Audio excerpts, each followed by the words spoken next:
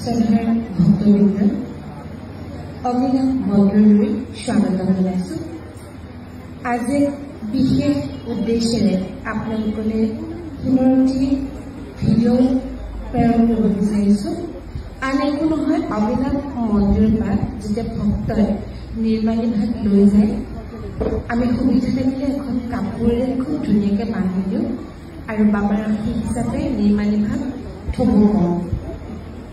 এই নিৰ্মালী এইখন গামোচাত এইভাগ নিৰ্মালী বন্ধা আছে।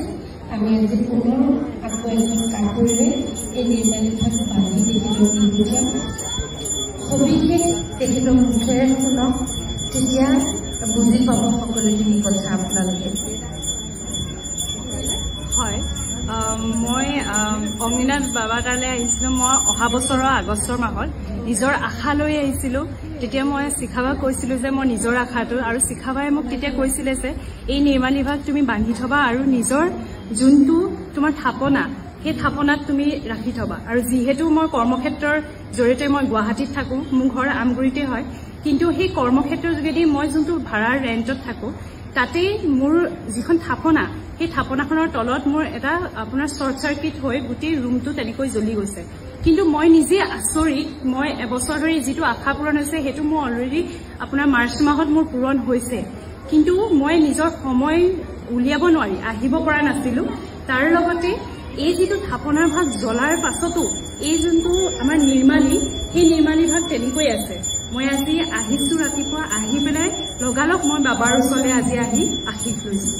মানে নিৰ্মালী ভাগ আশে পাশে চব জ্বলি গৈছে, গোটেই ৰুমৰ বস্তু, আনকি মোৰ ৰুমৰ যোনখন থাপনা আছিলে, থাপনাখনৰ তলৰ গোটেইখিনি বস্তু জ্বলিছে। মোৰ সোণৰ অলংকাৰ কিছুমান আছিলে, সেইখিনি আপোনাৰ গোট হৈ গৈছে, জ্বলি গৈছে যদিও গোটেই গোটা হৈ গৈছে, সেইখিনি বস্তু আৰু বহুত জ্বলিছে। আপোনাৰ তলৰ টেবুলত মোৰ বহুতখিনি বস্তু জ্বলিছে। মই বিয়াৰ কাৰণে কিছুমান বস্তু কিনিছিলোঁ, সেইখিনি বস্তু জ্বলিছে।